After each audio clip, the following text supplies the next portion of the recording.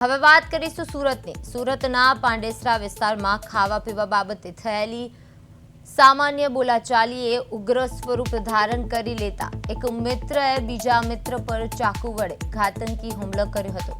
તું મને છોડીને કેમ ભાગી ગયો તેવી નજીવી બાબતે સની નામના યુવકે પોતાના મિત્ર અમોલ પર ચાકુના ઉપરાંત છાપરી ઘા ઝીંકી દીધા હતા।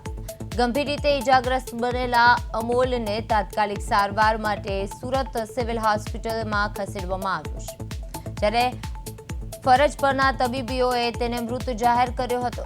ઘટના બાદ પાંડેસરા પોલીસે સની વિરુદ્ધ હત્યાનો ગુનો નોંધીને કાયદેસરની તપાસ હાથ ધરી છે। સુરતમાં મિત્રએ મિત્રની ચાકુ મારી અને હત્યા કરી છે। નજીવી બાબતે બોલાચાલી બાબતે ખાવા પીવાની બાબતે હત્યા સુધી પહોંચાડી હતી, જ્યારે તું મને કેમ છોડીને ભાગી ગયો કહીને હુમલો કરવામાં આવ્યો હતો।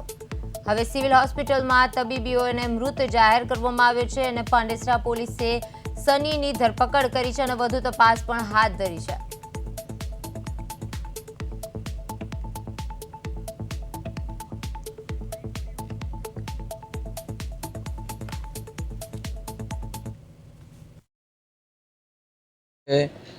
वो रात को मेरे को फ्रेंड के घर पे छोड़ने आया, तो उसको मैंने बोला कि जल्दी आना। तो सनी करके एक लड़का है, सनी यादव करके लड़का है, उसके साथ पिया खाया, दोनों साथ में पिए खाए, फिर खाने के लिए चले गए।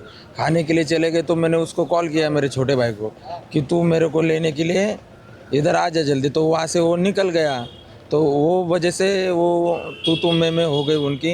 इधर आके फिर प्रेमनगर आके पुल के ऊपर उनकी थोड़ी बहसबास हो गई, तो उसने गुस्से में चाकू मार दिया छाती पे।